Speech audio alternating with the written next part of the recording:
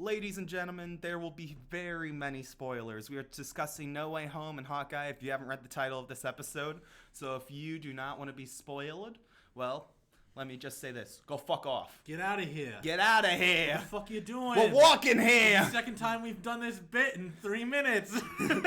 Hey, they don't know that. They ain't watching the streams. Watch the fucking streams. Or don't watch the streams because we don't get paid for them. Shut the hell up. Ladies, gentlemen, and I could do this all day!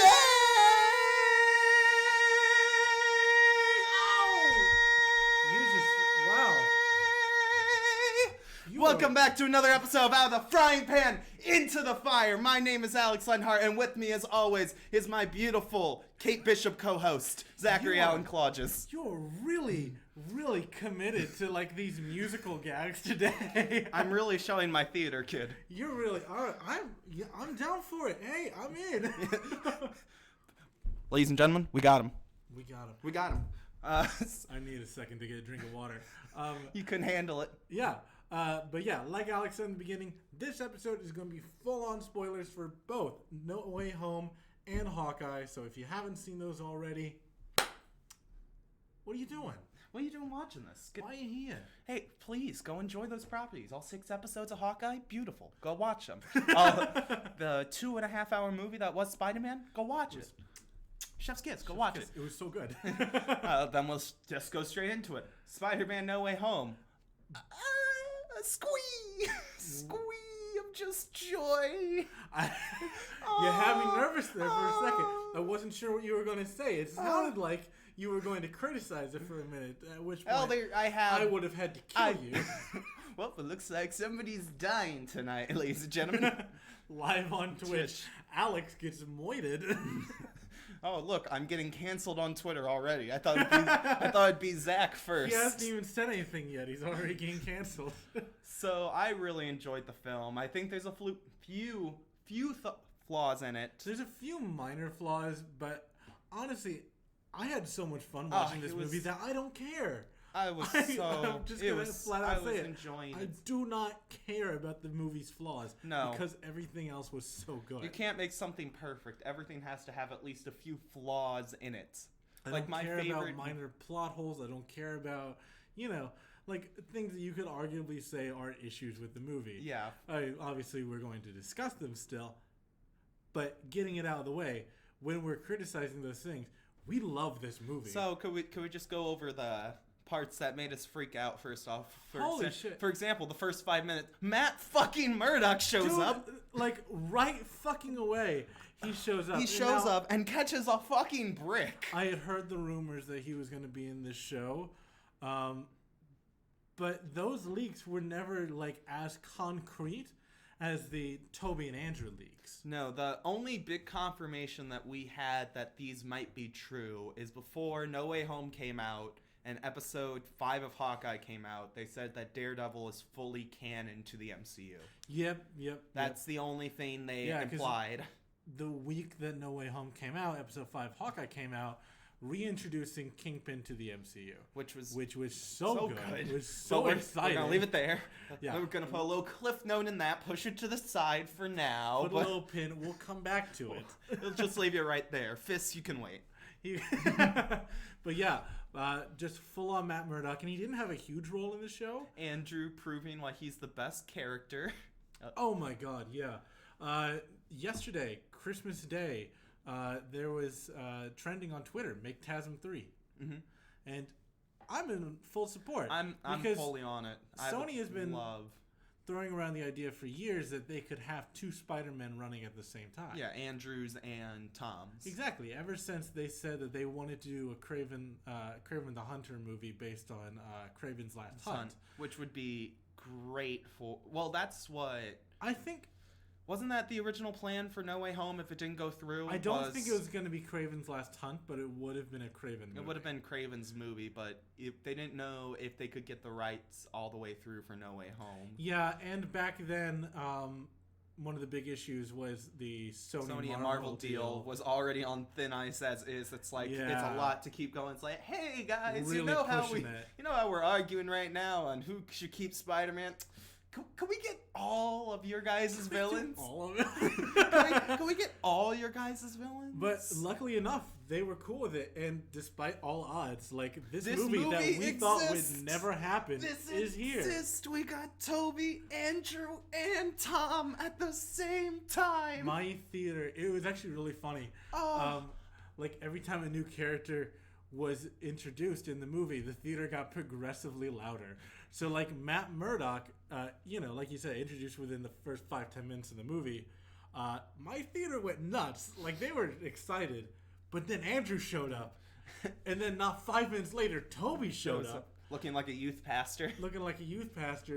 That was, oh my god, I do love the differences between the Spider-Man 2. For example, Toby wore an actual full-on other clothing. You know what? Because I brought that up on Twitter a few times now. In some spoiler communities. Toby cared more about having a secret identity than Andrew Tom didn't need to worry about it. Everyone knew who he was, so he didn't have to go, oh, okay.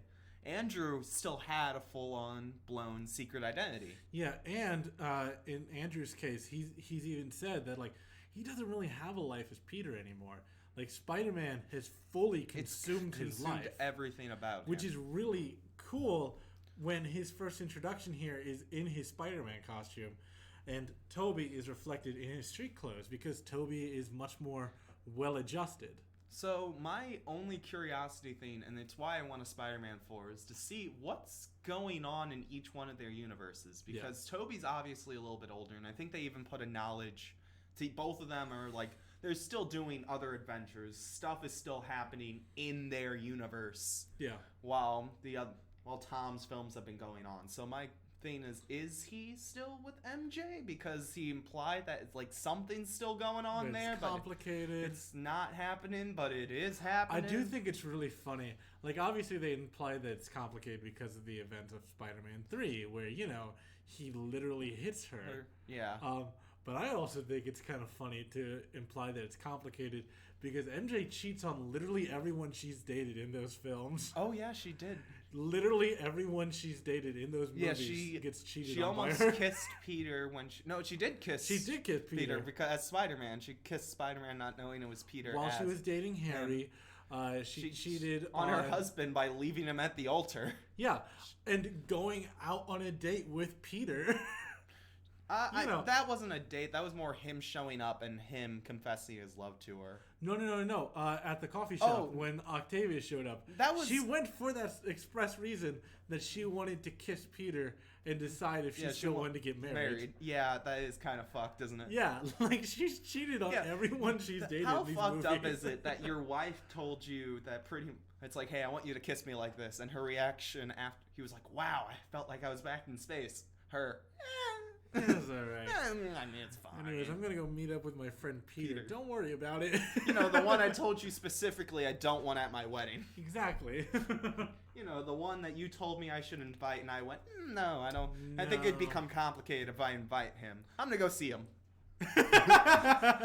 And then Spider-Man 3, MJ's just she kind of cheats with Harry. She goes with the intention of cheating with Harry, and then Harry turns out to be the Goblin. And she's like, oh shit. God. Oh no, it's the consequences of my own actions. I mean, Toby didn't help shit either. He was kind of a dick throughout all of... Oh, yeah, no, Toby didn't help at all. Well, I mean, you can even... But, you can't say that, she cheated because of Toby's actions. No, when she's done it to literally every other else. guy. Oh, God. I mean, my subtle theme for MJ in all those films is MJ in the first movie kind of realizes that he's Spider-Man, but doesn't know for sure if he is. Second movie, she's going out with him, but you can still see it. She's like, I kind of don't want to be Spider-Man's girlfriend.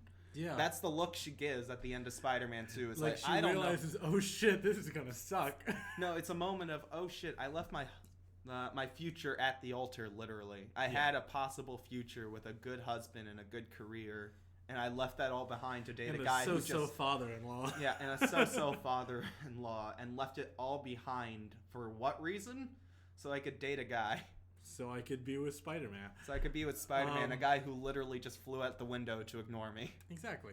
But, speaking of the Raimi movies and Toby in this movie, if you've seen any of our Spider-Month episodes, you know, I mean, if you've seen any of our episodes where I talk about the Raimi films, you know that we're not huge fans of those properties. I mean, me and my brother were having a discussion the other day. He literally just freaked out. It's like, my favorite film was Spider-Man 3, just for how bad it is and Bully Maguire.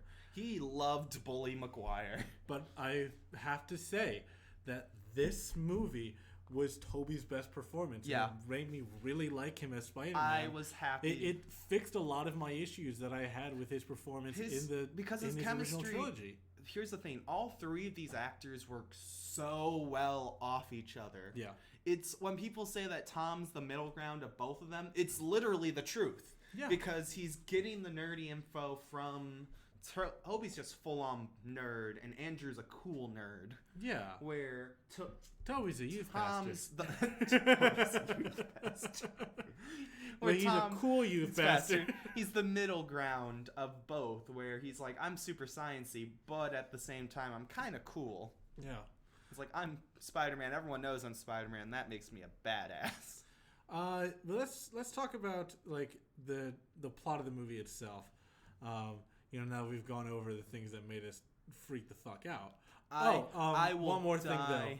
That suit at the end of the movie. Oh God, that's so good. Chef's kiss, like beautiful. Let's get more of this shit in. Good.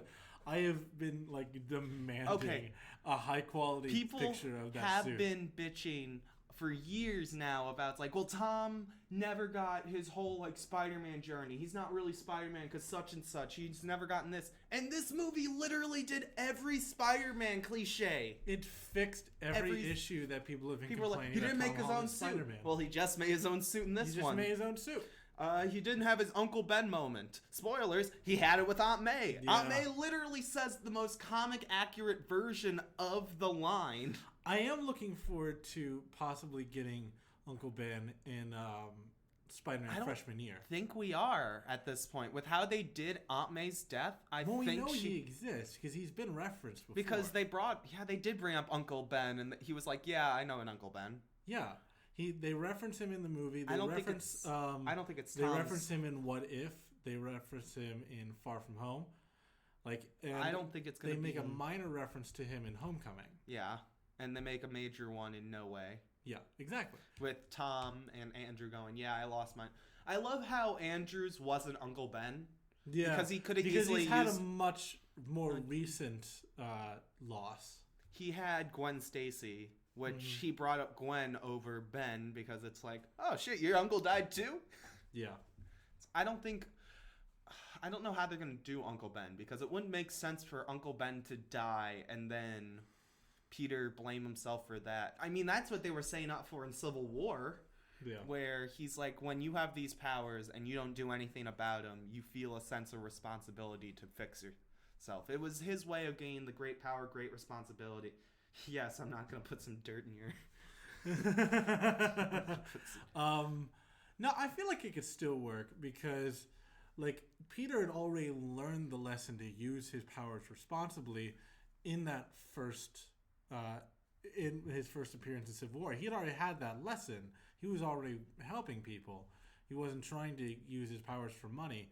But now he had to relearn the lesson of why it's so important to keep a secret identity. Yeah. So that's the big change. So we're going more into the plot now, you said. Yes. So to describe it, I have fought on this hill for months now. Because me and you have had this discussion, like, it's going to be more like one more day. It's going to be more like one more day. And I said, no, I think it's going to be more like a moment in time, which is the one that follows one more day. And it's Peter pretty much having his last moments with MJ and him fighting his big rogues gallery and right before a brand new day, which is probably what the fourth film is going to be, maybe going into Venom a little bit more. Because, spoilers, post-credit scene was literally a blob of Venom being left behind. I hated that post-credit scene. That's the only thing that I really did not like about the movie. Is like you brought him in just to take him out immediately. I mean, I found it funny. They brought him in. I do think it was funny, but at the same time, just to make him drunk, and it's like, you're telling me there's a guy in a suit of fucking armor and the Incredible Hulk. His name is Hulk. Yeah.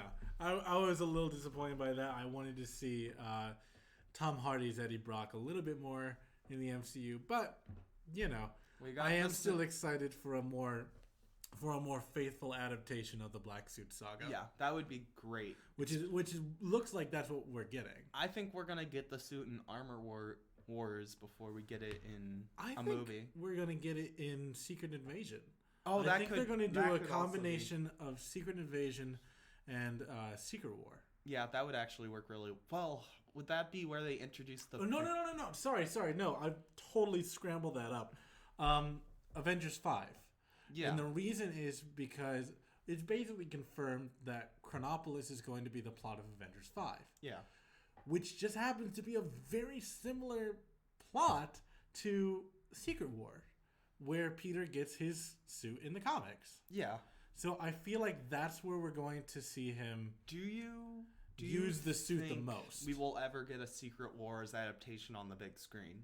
I think they're going to combine it with Chronopolis. That would make the most sense. Do like a combined Battle World and Chronopolis. Do you think we're going to get Fantastic Four in that movie, or do you think we're just going to skip over them by then? Because I mean, we're not getting an Avengers 5 in Phase 4. No. Avengers 5 will be... We know that and the Fantastic last Four's movie coming is the last soon. of Phase 4. Phase 4's last movie is Fantastic Four. Yeah. Which a lot of people, even I, expected that they were going to use this movie to introduce the Fantastic Four. And when I say Avengers 5, I don't actually mean like a literal Avengers 5. I mean like the next big crossover movie. Isn't it supposed to be Young Avengers anyway? It's supposed to be the fifth. I have no idea. Avengers. It could be Thunderbolts even. I mean... But when I say Avengers 5, I don't literally mean an Avengers 5, which we will get eventually, just not right now. I mean more like Civil War, where it's basically an Avengers movie. Oh, sure. Are we going to get Civil War 2 with Brie Larson and... God, I hope not. I mean, I didn't like and the Civil ghost War of 1 Tony Stark. and the Ghost of Tony. It's in Ironheart. Yeah, exactly. No, I don't think they're ever going to adapt that story. Them trying to get the Inhumans in there again. Come on, guys. It's the Inhumans. You guys love them, right? They're like the X-Men, but they're not. They're like the X-Men, but way shittier. Don't you remember these guys? No. Removing like all of the important cultural context that remember make the Medusa and her long hair? Yeah, let's cut it all off. The most iconic point of Medusa was her hair. Fuck that. I think Marvel's completely given up on Inhumans. Especially since they now fucking have the X-Men. I think he's going to get the suit at the end of Spider-Man 4. And that's then he's going to use it in 5. In the next big crossover and throughout Spider-Man 5. See, I think it's going to be the main villain of Spider-Man 5 is going to be the suit. I think he's going to keep it for Spider-Man 5 and then lose it at the end. I think he's going to... Spider-Man 6 is going to introduce Venom. I think he's going to get it in 4. It's going to be like he gets it at the very end of 4, carries it into a bunch of other properties going down, and then when we get Spider-Man 5, it's going to be about Venom, and then he figures out via pretty much use the same plot point. Finds out through the Fantastic Four the Sue is alive, and then rips it off. And Something then we get... I don't want them to do is for him to get the suit and lose the suit in the same movie. He doesn't. We've seen it before. We don't need to see it again. That's you can such carry a it. Cop out. Because in the comics, he kept the suit for a long time. It was to the point where even after he lost the suit, he made an identical version of that suit and just kept wearing it. Yeah. And with the potential of the Fantastic, I'm still curious how they're going to cast the Fantastic Four, because they could do the most comic accurate of the modern version of the Fantastic Four. John Krasinski. John Krasinski. Or they can do the Ultimate Universe version of the Fantastic Four and make the whole cast a whole lot younger. I don't think they're going to do that. They kind of tried that with Fantastic, but we get Michael B. Jordan again. Hey, hey, you look kind of like Killmonger. I don't know who that is. No, we get Chris Evans again. Oh, God. It's like, Cap? Who? There are rumors that the Mr. Fantastic for the original duology is going to appear. That would be cool. In not be like the MCU's Mr. Fantastic, but he may appear in Multiverse of Madness. That would be interesting. I mean, if we're talking about Multiverse of Madness, that was the second post-credit scene, and I wasn't fucking expecting it, and it caught me off guard. It's like, wait, is this just the trailer to the next Doctor Strange? It's like, holy shit, it's just the trailer. It was really fucking good. It was really good, and we got what's her name? America Chavez. Chavez. American Chavez. That's her name. Because people kept mistaking her for Miss Marvel. American Chavez isn't fucking Miss Marvel. She's not the same person. They don't even look the same. They are good friends, though. They are good friends. My favorite quote ever, and somebody brought it up, was fucking... it was the scene of Kate Bishop and American Chavez on the same panel. It's like, wait, am I the only straight one here? It's like, Kate, we both know that isn't true. we all know. Kate, we all know that isn't fully true. No, even in the MCU. Before I get on to her, I want to talk about Matt Murdock a little bit more. For his 1 minute of cameo. It was a great 1 minute, but it was a 1 minute of cameo. Yeah, but he said something really interesting that kind of stuck out to me and was subtly brought back later on in the show. Is Matt Murdock mentioned that Happy could be in legal trouble. Yeah. Because of some missing Stark tech. Well, we see the missing... Which we then learn is the fabricator that Peter uses later in the movie. And didn't he use that also in... in Far From Home? That was a different fabricator. It was a different version of it, but it was still a fabricator. Yeah, it was the same kind of device. But seeing that Happy is holding on to various pieces of Stark tech, because he doesn't just have the fabricator, he also has Dummy. Yeah. And he probably has some other stuff too. Suggests to me that he could play a big role in Armor Wars. I'm assuming he's... Did you know that actually he wasn't supposed to survive past Iron Man 3? Yes, I did. Yeah, he was supposed to die in Iron Man 3 before... When he gets blown up? Yeah, but Kevin Feige walked in and said, no. He's living. I like him. Keep him alive. I love Happy. Happy's a great character. Dude, it was that great scene. Oh my god. I loved that scene near the end where they're both standing over Aunt May's grave and he's it hit us both at the same time. Yeah, no, I was just about to say the same thing. Yeah. Just the whole scene of how'd you know her? It's like I knew Spider-Man. I knew her through Spider-Man. Yeah. Oh my god, that whole last 15 minutes of the movie just drove a stake straight through my heart. It hurt because he sees MJ and Ned and then decides at that moment, it's like, no, I'm not going to tell him. By the way, great job, Peter. You broke your only promise to your friend. What was the promise? You'll find me and do whatever it takes to be our friends again? Uh-huh. Yeah, fuck that. But I get from Peter's why. point of view, with great power comes great responsibility. You don't want to walk He doesn't want to put his friends in danger again. Because he could have just said, this is my aunt, and it would have had more of an effect of Happy going. It's like, oh, well, maybe we should. I am a little surprised he didn't say anything to Happy because Happy, he's still part of this superhero life. He still knows the Avengers. Yeah, it just makes sense for him to know Spider-Man because exactly. he's probably met him. Hell, they could just say he met him at the conference when Tony invited him. Exactly. Which I think what they're trying to say is that he never took off his mask in Infinity War. He never took off his... Well, all those events still happen. It's just people remember them differently. I'm just putting the thing of... He was still there, but he never took off his mask. Yes. So he... Pretty much what he does in the comics, where everyone takes their mask off and they are talking, where he's just immediate, like, I'm keeping this mask on, I'm not doing anything. Yes. No, exactly.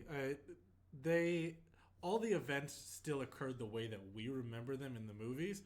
It's just from the character's point of view, their memories have been altered. Where they never met Peter Parker. Yes, to remember Spider-Man, but not Peter Parker. Exactly. It just swaps them around instead. That's my understanding of how the spell works. That's what I took from it, is that they're just, instead of seeing Peter's face, it's just the mask. It's just the mask, yeah.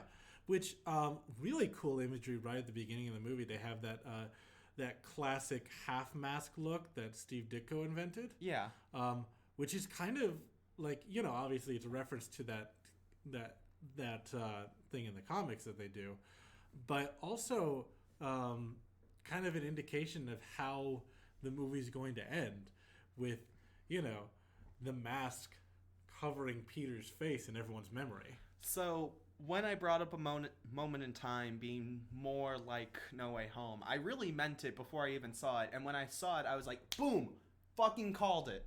Because it shows that Peter's first and key reaction when it came down to it was, I'm going to use magic to fix my problems. Yeah.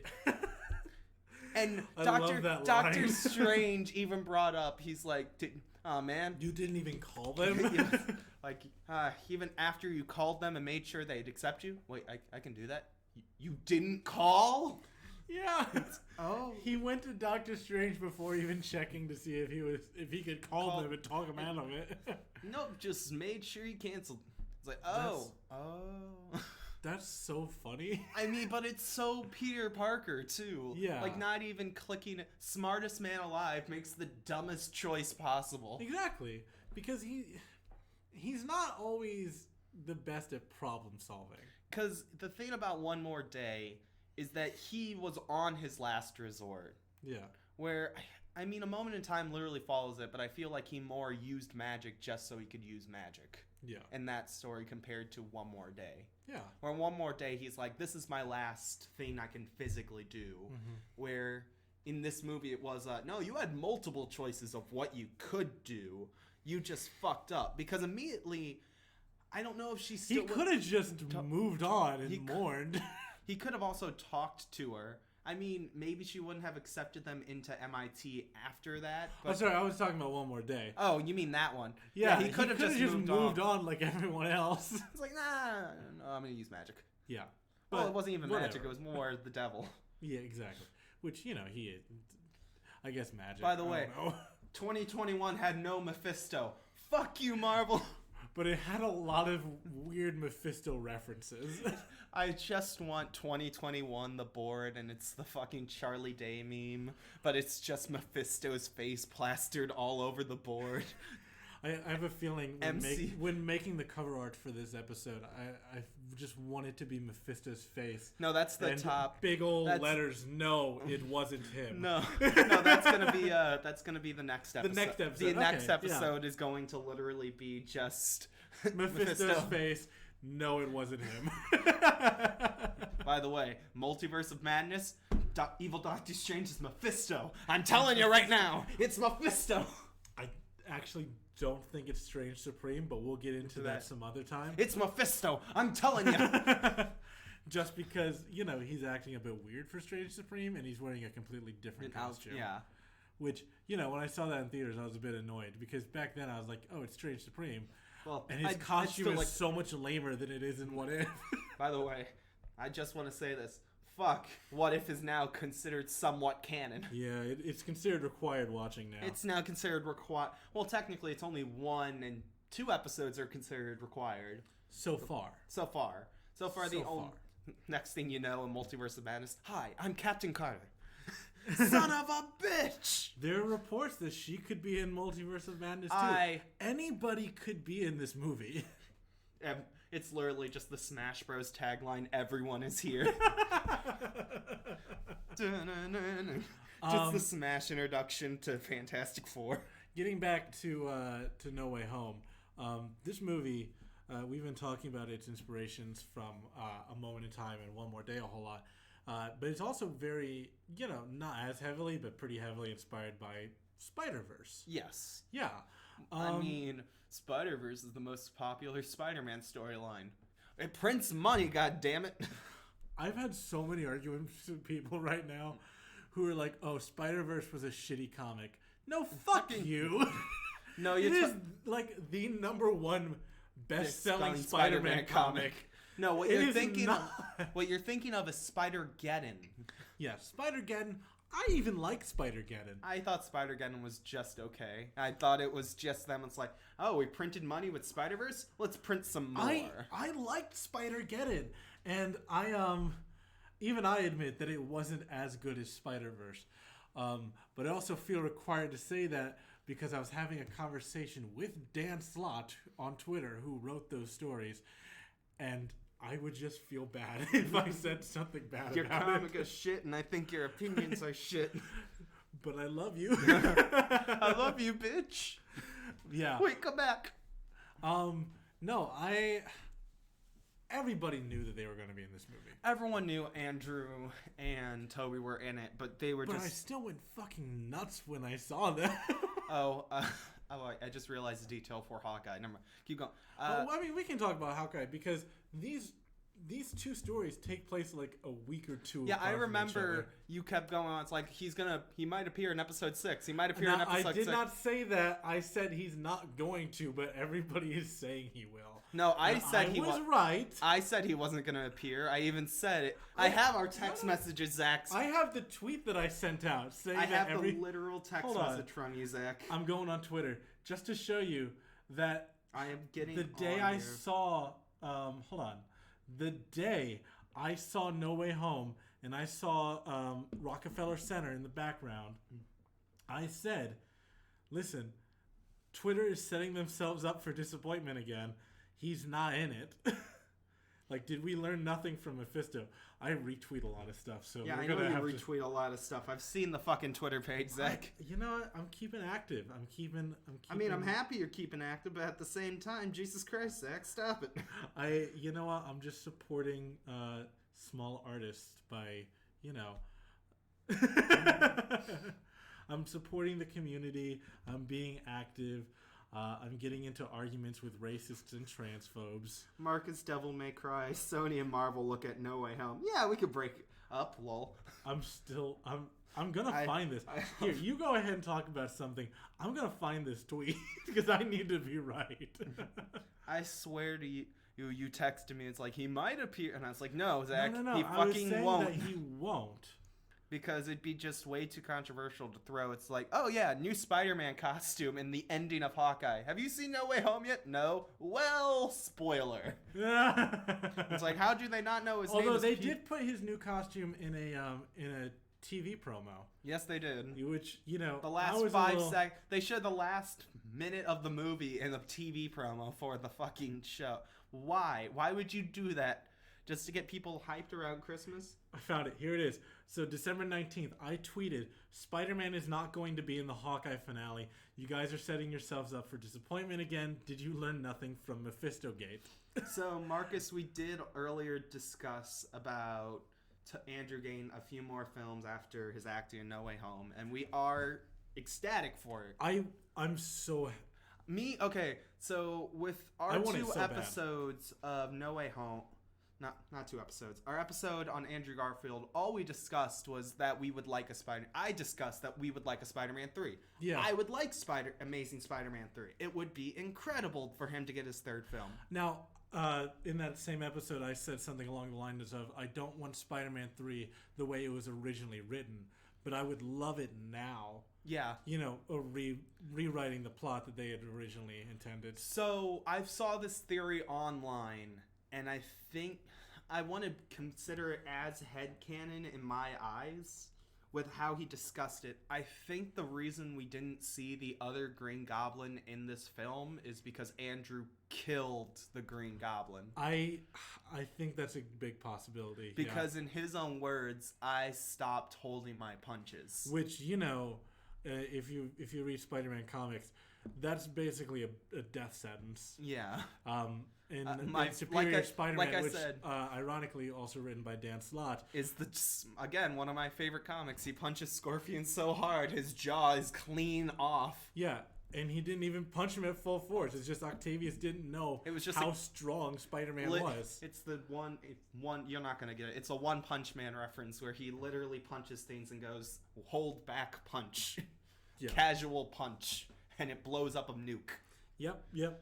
So Spider-Man is constantly pulling his punches just so that he doesn't kill people, because one full punch from Spider-Man would be enough to kill you. Well, another one of my favorite moments is when he breaks into prison to beat the shit out of Wilson Fisk. Yeah, after he put an assassination attempt on Aunt May and almost succeeded at it.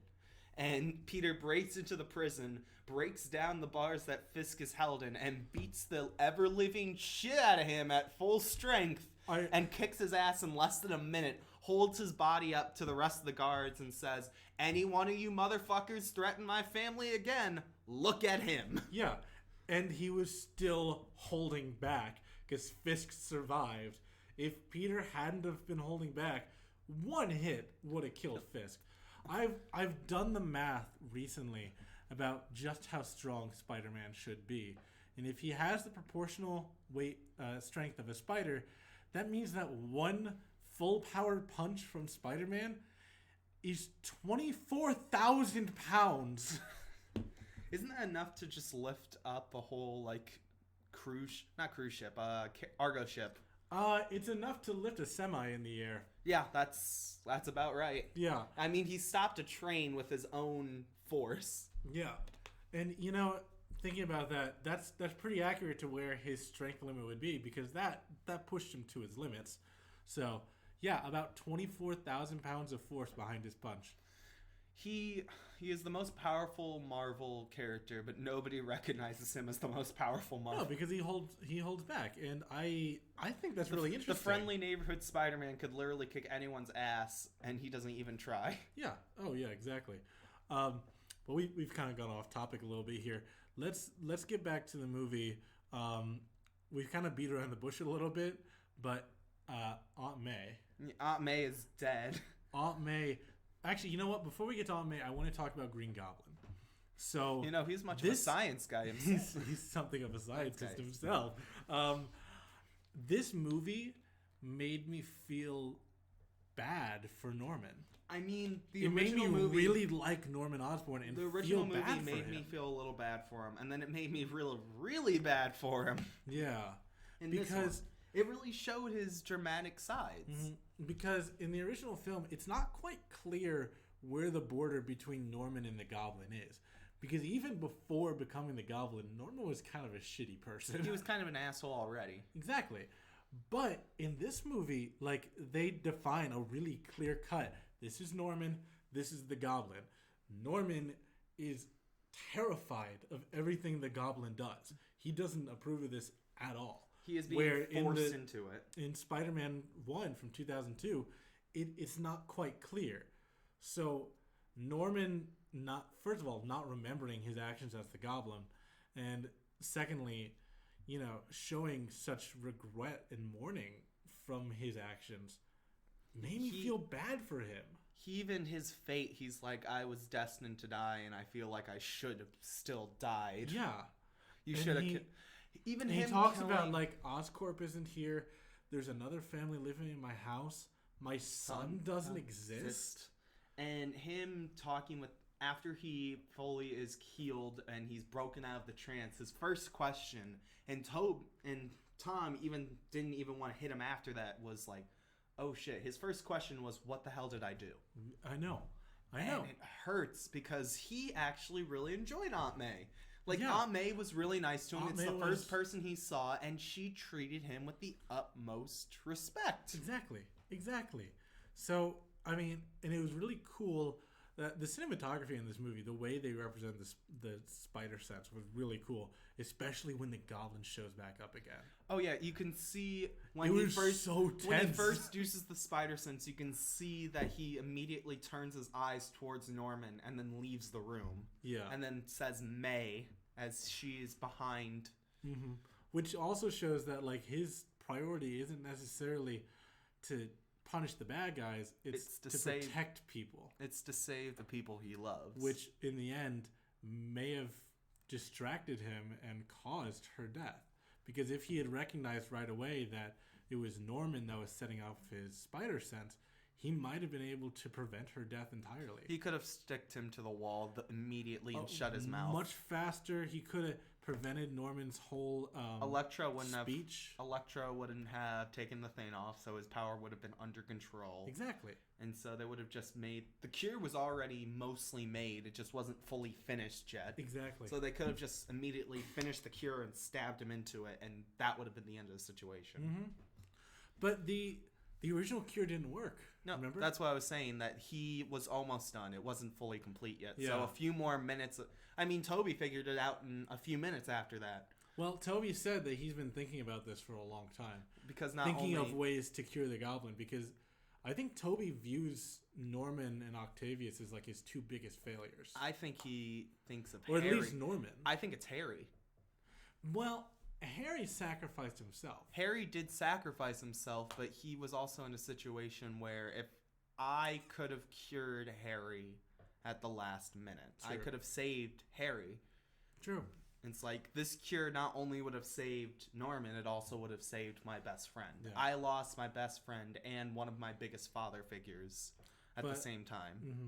But considering what the Goblin put Norman through and made him do, Aunt May had a very heart-wrenching death scene in this movie. Oh, it was awful. Because at first, like, I had like this false hope that she was gonna live. And then they just really hit you with it. That's when they did the death, almost like fake death scene of Toby. I thought they were killing Toby there too.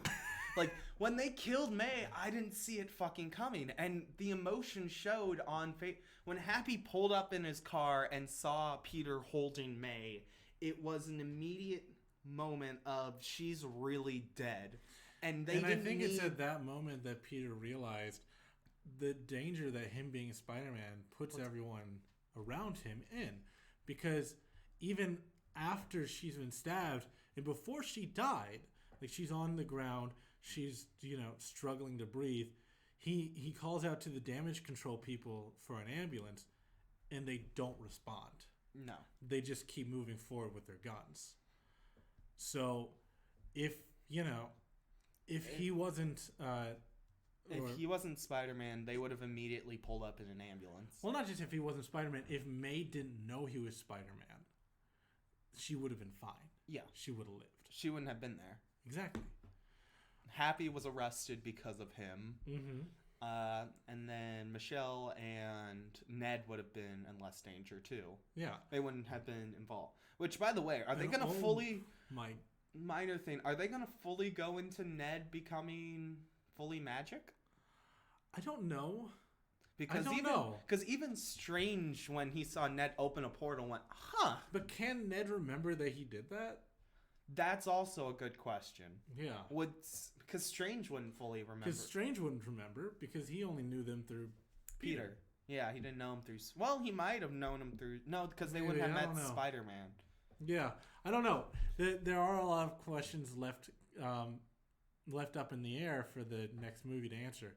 But I don't think we're going to see Michelle and Ned again until at least Spider-Man 5. I don't think they're going to be in the next movie. I think we're going to get Gwen in the next movie. Maybe, yeah.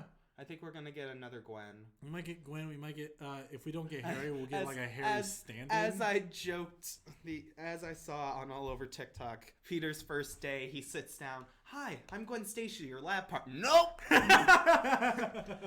Ladies and gentlemen, my name is Dr. Kurt Connors. I am your... Nope! Hey, Peter, I'm your new roommate. Harry, nope! That's so funny. Just nopes out of every situation. So I really thought going into this that we were finally going to find out who bought Avengers Tower, but they still didn't tell us. Who do you think it is? Probably the government. Because it's probably not... at this point, we've kind of ruled out Oscorp. Yeah. Because according to Norman, Oscorp doesn't exist yet. So there is no Oscorp. It could be Fisk Tower. That would make... Which might make the most sense given that Fisk was just introduced.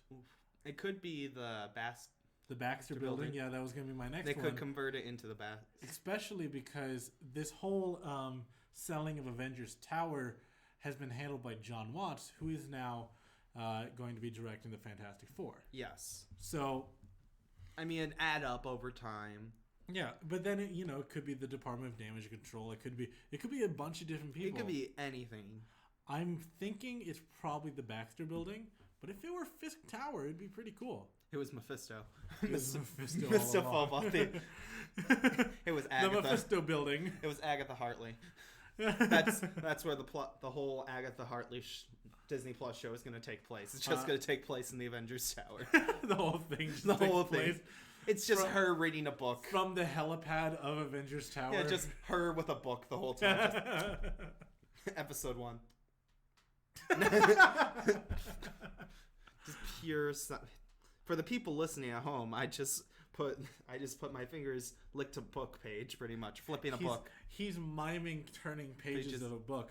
And, if you're not watching us live on Twitch, and if you're not also watching the audio version, what are you doing? What are you doing? What are you doing with yourself? You have to do both, otherwise we don't get paid. Just remember, it's all about the money. Money. That was probably my favorite of the interviews leading up to No Way Home. They were interviewing Jamie Foxx, Willem Dafoe, and Alfred Molina. And they were asking them about what it meant for them to come back into these roles. And Jamie Foxx and Willem Dafoe, they gave a really, deep, meaningful answer.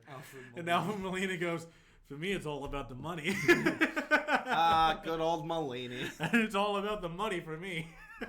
Well, I mean, the deleted scene now makes more sense. If I were a rich man, I wouldn't have to do Spider-Man 3. So we said we were going to talk about some of our criticisms of the movie. Again, these are very light criticisms, and I really don't care about any of them. We haven't even talked about Hawkeye yet. We'll get to it. We're almost 40 minutes in, and we haven't discussed. I'm planning on talking about him more like after we get done with No Way Home. Gotcha. So, criticisms in the movie. There are a couple plot holes, and not necessarily plot holes, but just things that went unanswered that like one or two lines could have fixed. Well, Jamie Foxx even going, it's like I look normal again. Was their way of trying to retcon the whole Ultimate Universe look of him being blue. Yeah. If we do get a TASM 3, I'm kind of disappointed to admit that it'll probably drop the Ultimate Universe influences. Which, I mean, I will laugh because his teeth are still fixed correctly, even after. It's like, it fixed his teeth. Wouldn't it have been funny if he got cured and went back to his original body? Son of a bitch! Oh, fuck! I mean, Kurt Connors fully talking as the Lizard wasn't explained. Didn't he talk as the Lizard during TASM 1? I think, like... He was smart enough to operate, like, the machines as the Lizard. I don't remember him. I mean, think he, like, had a few lines, but they were mostly, like, in a creature voice, not just a regular... Just straight not up... in a plain-ass voice. Just straight up Kurt Connors' voice coming out of the Lizard's body.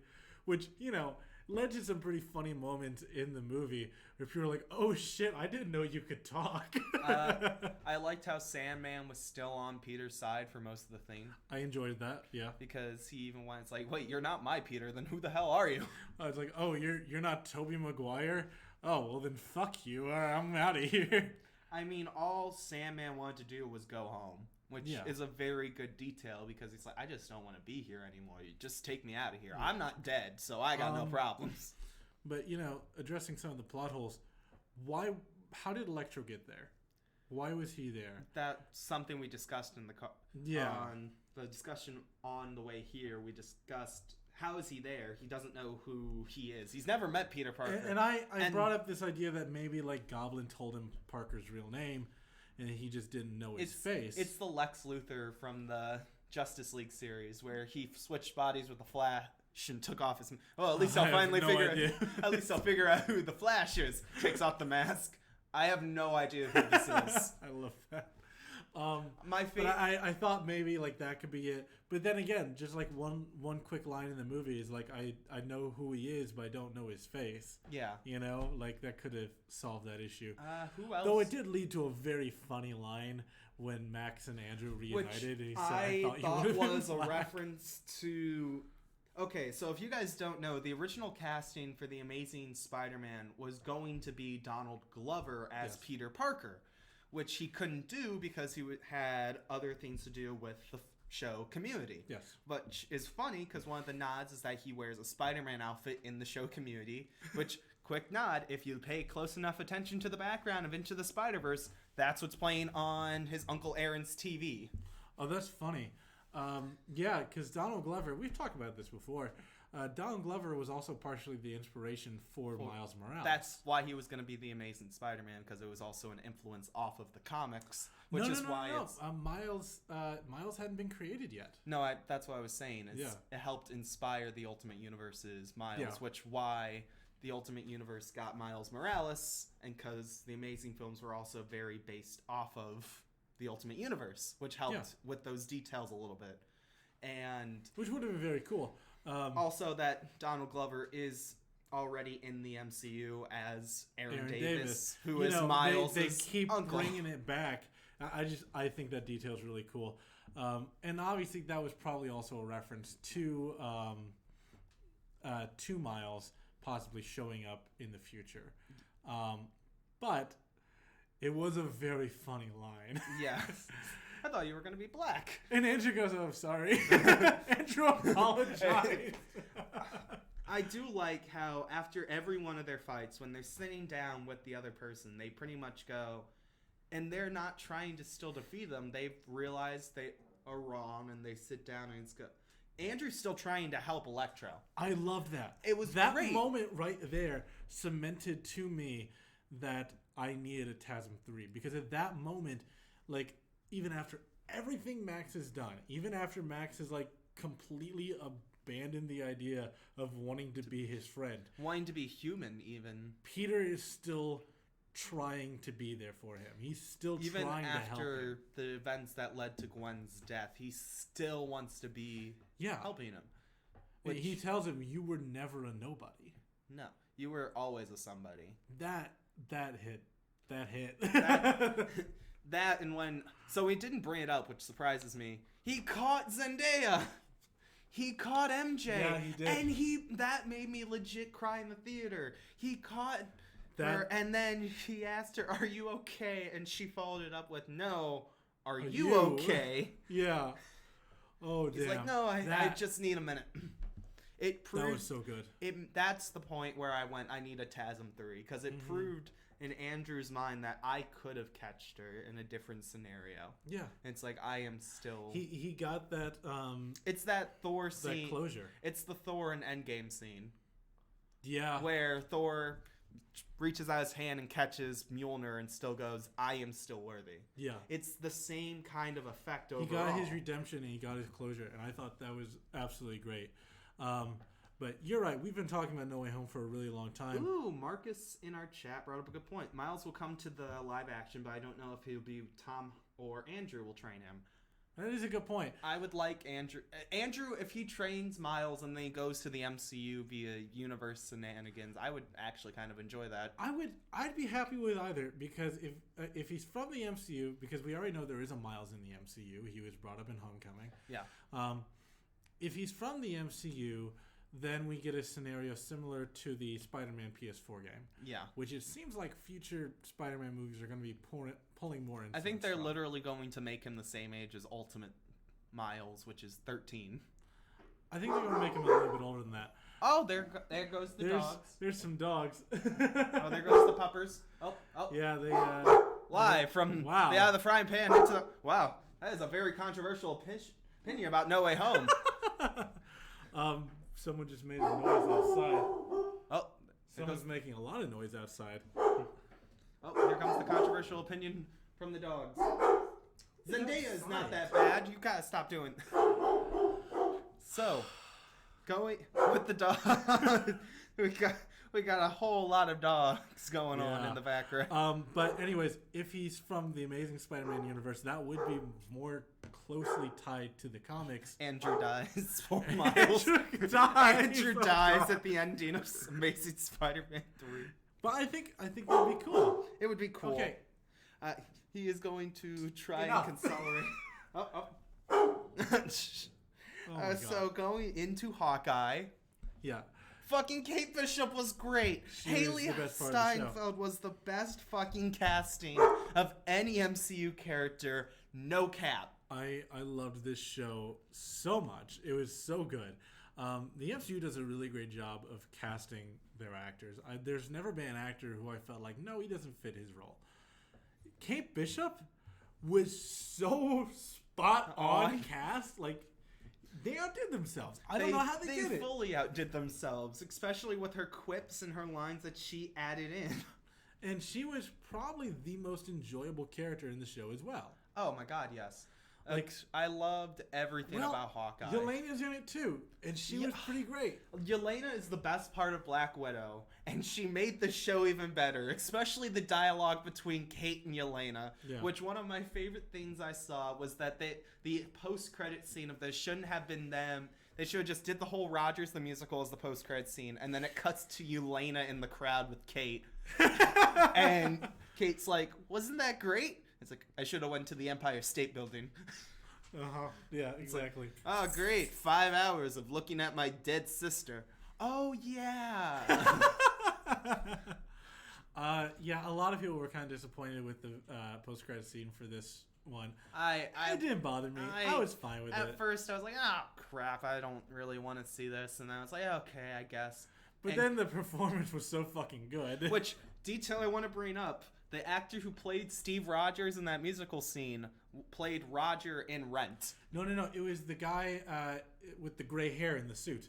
Well, oh no, that wasn't Steve. That was the him. guy in the gray suit. Yes, he's the one who played Roger in Rent, yes. which is funny because if we're going back into the MCU, Andrew Garfield was in Tick Tick Boom, who played Jonathan talent they got for that post-credit scene, and just for that post-credit scene, they got a full musical cat. Well, probably because Lin-Manuel.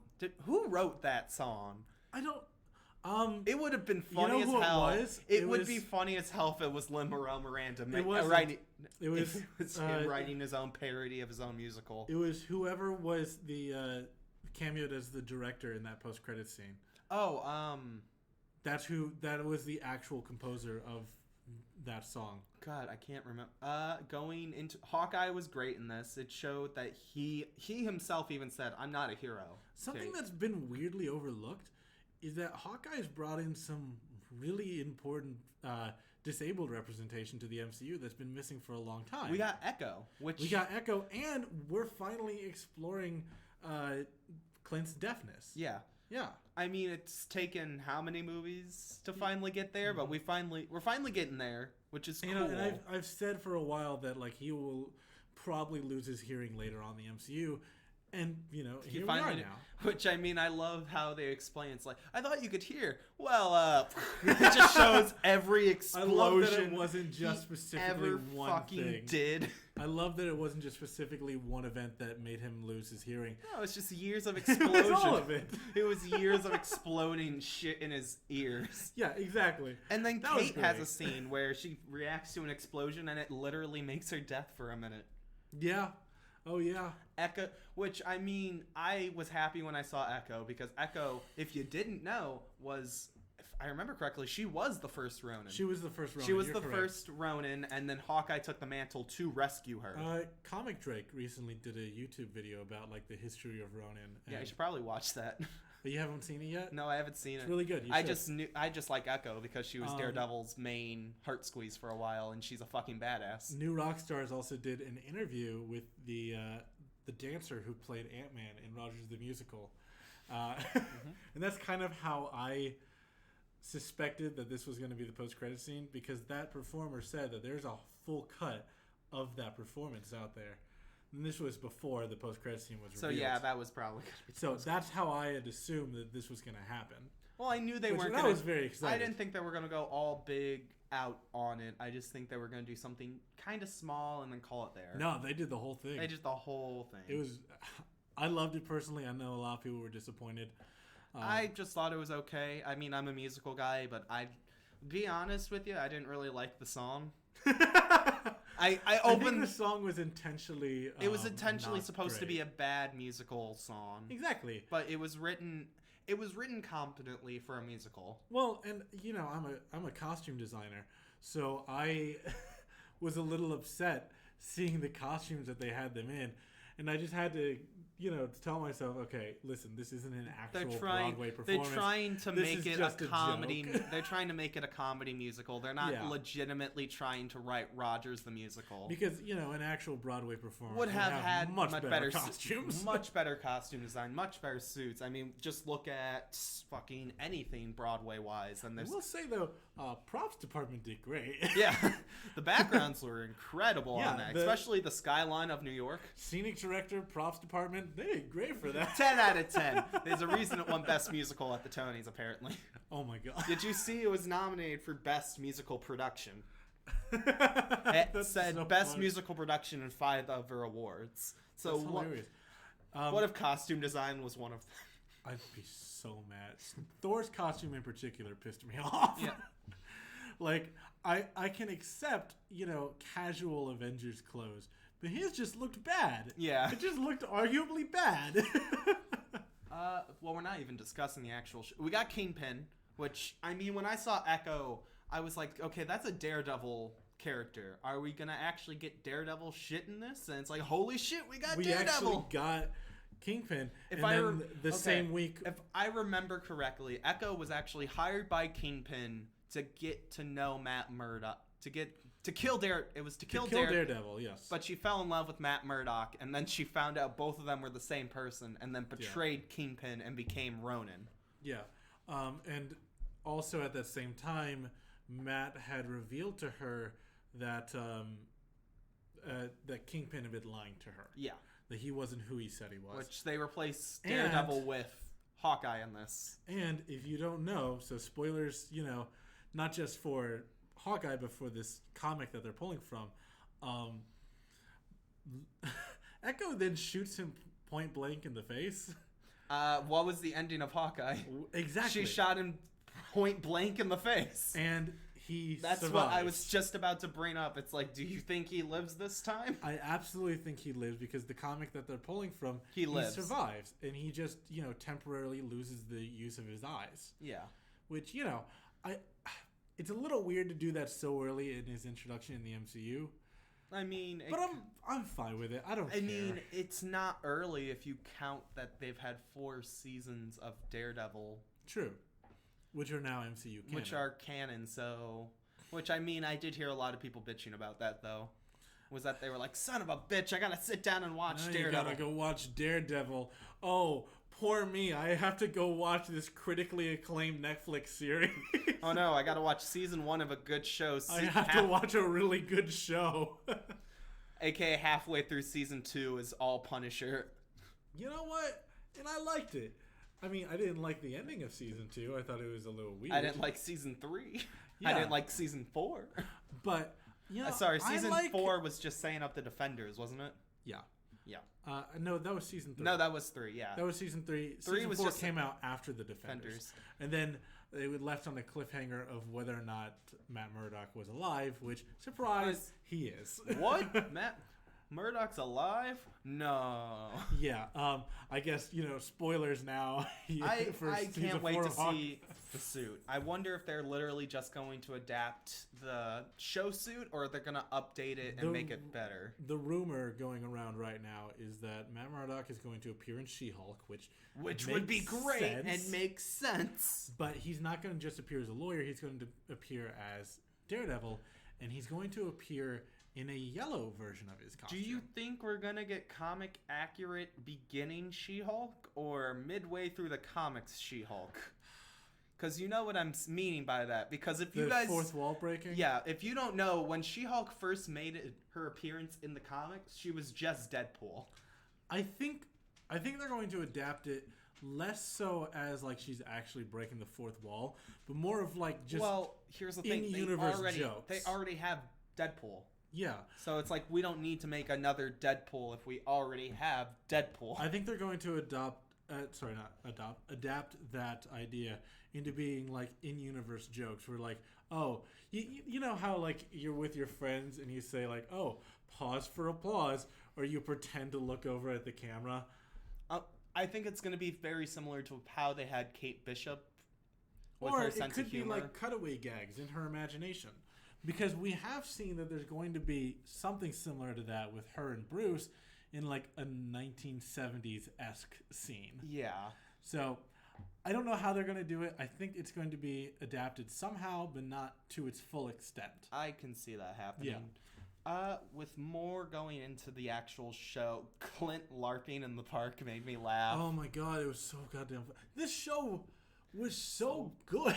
It was so funny. The action was incredible. Now let me just say, I've never been on like the group of people who totally despise the MCU Hawkeye. I think that he's always been entertaining, but he's just not that deep. You never saw the comedy side of him unless he was with Widow or with Scarlet Witch. Yeah, because he was, he's pretty sarcastic. Which the best part of Hawkeye is he's like Green Arrow, where if you get a serious Hawkeye he's Green Arrow without the money. Yeah, he's Green Arrow without the money. If you get a serious Green Arrow, it's not as funny as regular comedy related Green Arrow. But if you get normal Hawkeye, it's like he's okay, but as soon as you put him with somebody He's sarcastic and tired, and I love that. And with Kate, who has this overabundance bounce of energy, it's perfect because he's literally... One of my favorite scenes is literally when he can't hear her, and she's like, wow, we're communicating! We're finally communicating with each other. Oh, God, the that was Pym so arrow was great, by the way. Yeah, both of them. I've seen people complaining about the finale and like, oh, that Pym arrow was too much. It was too graphic. It's like, no, that was funny as hell. Yeah. It's like, I laughed my ass off. So what do we do with them now? Do we just do we fucking it's like I'm gonna have to ask Scott about this. And then the owl just swoops in and takes him away. Like people, I know, like some people were complaining, like, oh, that's too graphic. That's too awful of a death for the MCU. I'm like, no, that was funny as shit. Like that was great. Kingpin was literally shot in the head during the same special. I mean, and if now you accept Daredevil as MCU canon, and it really, Kingpin fucking decapitated a guy with a door. They've always implied that Clint and Black Widow were close, and Black Widow's movie even tried to go even further into it by showing smaller details. But I feel like Hawkeye the series did it best, where we fully see their relationship a little bit more. He's still broken up, even though it's been 2 years, so he's broken up about it. He is still hurt. And the final scene when he's with Yelena and he does her whistle, and she's like, how do you know that? It's like, I wasn't just a friend of your sister's, Yelena. She was my best friend. I lost almost the same amount you did that day. Exactly. That scene was so heartbreaking to me because, you know, I can accept the excuse of like Clint deserved to live because of his family. He had something to fight for. But even Clint said, when Yelena asked, why do you deserve it? He said, I didn't. I don't. Yeah. Even after getting everything back, he still feels like he deserved to die. Yeah.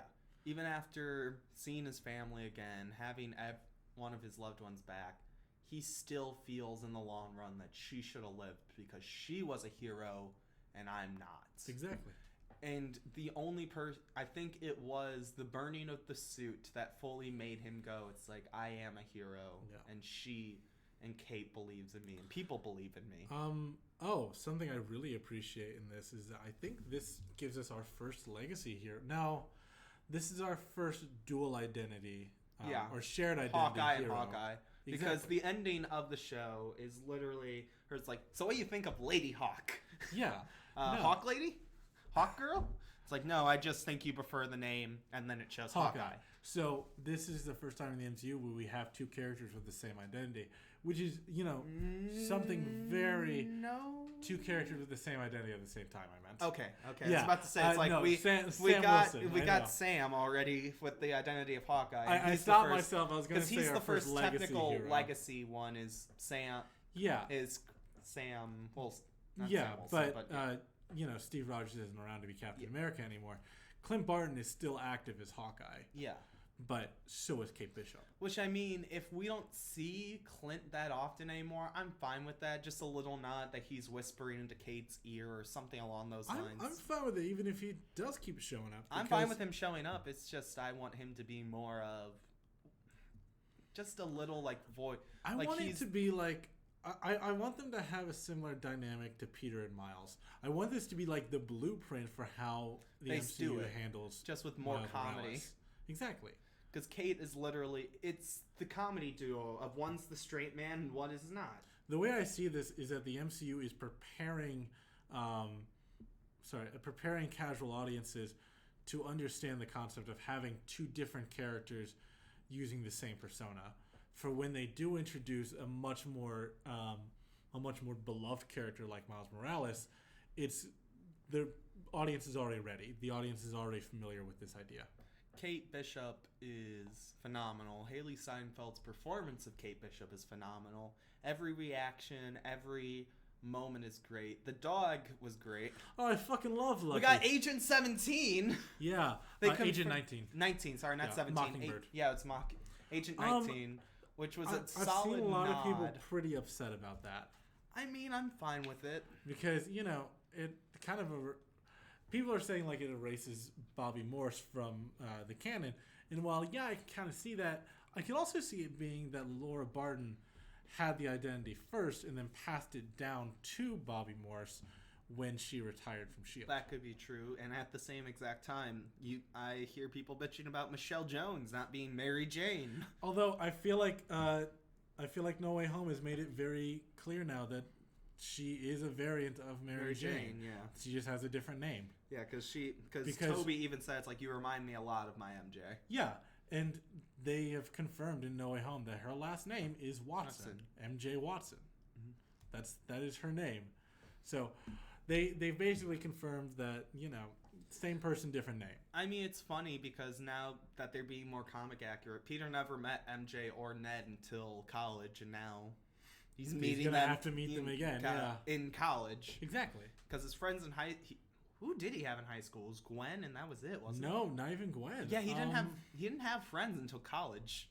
Flash Thompson. That's about it. And he was his bully. Yeah, but I mean, towards the end of their high school career, they made. I mean, I wouldn't even they say were more friendly. I wouldn't say end of high school. I'd say beginning of college. Yes. Beginning of college is when Flash and Peter start to actually get along. She will remember. I mean, that's what they're hinting at, is that she'll remember. She's starting to remember. It's like, you look familiar. I think they're both going to remember eventually. But like I said, I don't think that's going to happen at least until Spider-Man 5. I think we're going to have a gap movie where Peter has to learn to live his new life. And then in Spider-Man 5, they're going to be reintroduced and regain their memory. Are we going to get a scene where Tom Holland's delivering pizzas? Huh? Can we get a scene where Tom Holland delivers pizzas to pay for rent? That would be really funny. And something I was thinking is that he's obviously got a job by the time No Way Home ends, because you need some kind of proof of income to get an apartment. He could have gotten it from May. But you still need proof of income. That's true. Not just like money in the bank. You need proof that you have. Oh yeah, money you have money incoming. coming in. Yeah. Yeah. Well, he doesn't have to start. Well, one of the biggest complaints is that he had money through Stark. Well, not anymore. See, and I always disagreed with that, because in Far From Home, I mean, they didn't get the money. The money went to Feast. In No Way Home, they fully imply that Peter wasn't making any money off Stark Tech at all. Exactly. And he even said, "I'm poor. I'm not making anything." And people say, like, oh, he's got this nice apartment in New York. It's like, first of all, he lives in Queens. Second of all, he is the only one of the three Spider-Man not to live in a house. Yeah. To not be able to afford a house. Like, I was looking at, someone posted pictures of the set for Andrew Garfield's bedroom in the TASM movies. This guy has, like, a pretty decent-sized bedroom, a big closet, and a private bathroom. Yeah.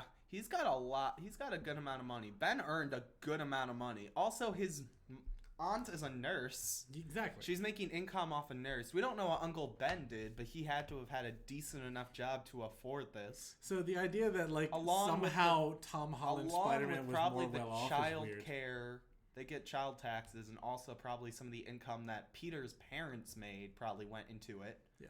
When they were pronounced dead, probably that money was given to Andrew in a trust fund. We don't know anything about Peter's parents in the MCU. No. I wonder if we're going to learn something in Spider-Man freshman year. They were secret agents. I really hope not. I don't like that. And if you guys don't know, the plot point in Amazing Spider-Man where Peter's parents were actually secret agents and they were doing stuff with the government. Yeah, that's actually true to the comics. Yeah, that Peter's parents are actually two members of S.H.I.E.L.D. Yeah, there were two members of S.H.I.E.L.D. So they were actual secret agents for S.H.I.E.L.D. And he also has a sister, too, in the comics. Yep. But aside from all that... Yeah, because that's not Silk, is it? No. That's because Silk was just a person who was bit by the same spider as Peter, except they caught her and didn't catch Peter. I can't remember her real name, but it's like confirmed in one of the issues of Spectacular Spider-Man that I own. Peter Parker, the Spectacular Spider-Man. I cannot remember her name for the life of me, though. That would be funny. Somebody in the chat brought up, what if Mary is the twin of Michelle? Of Michelle. Oh my god. Hi, I'm Mary Jane Watson. That would, wow, I don't know how I would react to that. I don't know if I like that or if... Hi, I'm Mary, the twin of Michelle. Oh, really? And who's your friend there? Oh, this is Gwen Stacy. Oh yeah, I don't know how us I three feel have about that. me Shit. and my friends have a clique. Oh really? What's the clique? Oh, it's me, Mary Jane. I go by MJ. My friend here, Gwen Stacy, and her boyfriend, Harry Osborn. Oof. Peter just goes wide-eyed and walks away. It's like I'm gonna go lay down. It's a full case of fuck this shit, I'm out. Yeah. But the other reason I don't think they're showing up in Spider-Man 4 is because they're just physically not there. Ned and MJ are going to be in Boston at MIT, and Peter is probably going to get into Empire State University. Most likely. That's probably where they're taking his character next. Which, by the way, good for you, the actor who played Ned. He lost 100 pounds for this movie. Why? I could not tell you. I have no fucking idea. Like, I mean, thought they were going to start, like, hinting that he could become a villain later on. I mean, at the same time, good for him. Good for him. Good for him. And he's continuing to lose weight. He was at like 300 and something pounds, Yeah, and now he's down to like 2. Jacob Battalion is his name. He's continuing to lose weight. He's still losing weight, and he says, Yeah. "I feel better. I have more energy." As like I was Good for struggling to him. walk upstairs and far from home. Now I'm running miles and doing fine. Good for him. Good for him. Yeah, I'm happy for him. And that, that was part of a theory that I had a long time ago on the podcast, that he could show up as a villain. Not maybe the Hobgoblin, not necessarily, but it brings to light that I've kind of evolved this theory now that No Way Home is out, that I feel like Ned's not going to be super happy when he regains his memory. No, he's. I think he's going to pissed. be bitter. I think he's going to be angry. I think he's going to feel betrayed. Yeah, I think Michelle is going to understand. Exactly. Because she understood everything. When he dragged them into that situation, Ned was kind of like, "Oh, that's a little shocking." Because even in this movie, it's not a lot, but Ned clearly has some kind of jealousy. Oh my God! Towards Peter and MJ. As an honorary third wheel, I'd like to say that he was biggest third wheel in this film. Exactly, and it was clear that bothered him a little bit, but he had all these memories of Peter to rationalize those feelings. He doesn't have those anymore. Peter is still his best friend. Exactly, and he knows that. Yeah, he's wanted to date her for about a good 2 years now. Or even worse, and if MJ gets her memory back and Ned doesn't right away, and then he remembers, he's gonna be pissed. He's gonna be pissed.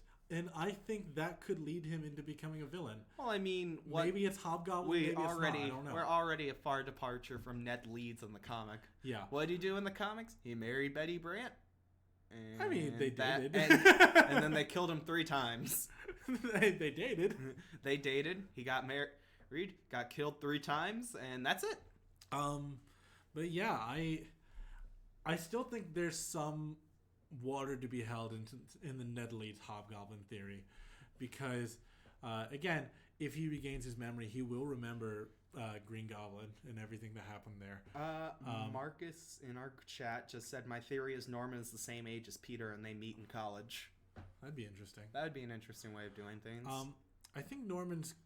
I have a separate theory that Norman's kind of like an up and coming inventor, and he's going to play a part in Armor Wars, and that's where it's going to be more of how. I think Armor Wars is going to be more important to the MCU than people. I think it's going to be more the Harry Osborn situation where he's near Peter's age, but he's not. Yeah. But he's not fully in charge. I definitely think he's going to be younger than Willem Dafoe. Oh, way more younger. He's not going to be the actual Norman age. No, I don't. Maybe, I think because Peter's going to be in his 20s, maybe 30s. Okay. Yeah, I can accept that. Yeah, maybe a 30-year-old. Just a little bit older than him. 30-year-old Norman or 30-year-old Harry? 30-year-old Norman. Okay. Yeah. All right. Yeah, I mean, I'm fine with that. Especially because, they've already said that Harry doesn't exist. What if we got the full-on monster goblin? I don't think they're going to do that. I would love it just for the If we were to ever get something like that, it would have come out of the Amazing Spider-Man. That's how they get rid of Tom Holland. They pull the full-on. They do the death straight of Spider-Man. Death of Peter Parker. The death of Peter Parker storyline. Yeah, God, I don't think we're getting anything like that. That would be interesting to see. But I do think that Ned Leeds' theory still holds water. But I don't think we're going to see it for a little while. Okay. I think that is all we are going to discuss today. Yeah. Is there anything else you wanted to add before we sign off? I think that we got 2 of the best properties here in December. Marvel overall this year has done pretty good. We've gotten so much Marvel content. We're getting more next year, apparently. Yeah, and I think it's 12 next year. I have no idea. Because we get a bunch of series. We get a lot of series, and we get 6 movies, I think? 4. Yeah, we get 1 for each because season. They got delayed. 2 of them got pushed into 2023. Yeah, because they, depending on the season, and one of them was moved even further. Yeah, because Black Panther was supposed to be 20. I think it was Ant-Man and the Wasp got pushed really far back. Black Panther got pushed back to 2023. Did it? Yeah, because I thought that was still coming out next year. Because the actress who plays Shuri got injured on set. Oh yeah. Because all they need to record now is her lines and her scenes, but they can't because she can't walk. Yeah. But speaking of everything we've gotten from Marvel this year, stay tuned for our next episode where we're going to be ranking everything Marvel that came out 2021. That is going to be the first episode of 2022. Yeah, that's exciting. So that is going to be interesting. We will see you next year if the world doesn't end. But as always, thank you everybody for watching another episode of Out of the Frying Pan into the Fire. My name is Zach. This is my beautiful co-host Alex. You're pulling the reverse on me. God damn it. If you want to keep up with us, follow us on social media. It's where we post the most and where we're announcing these lives at. Our Twitter is @FryingPanPods and our Instagram is @FryingPanPodcast. Thank you for joining us, and we will see you next week. Thank you. Bye. Bye.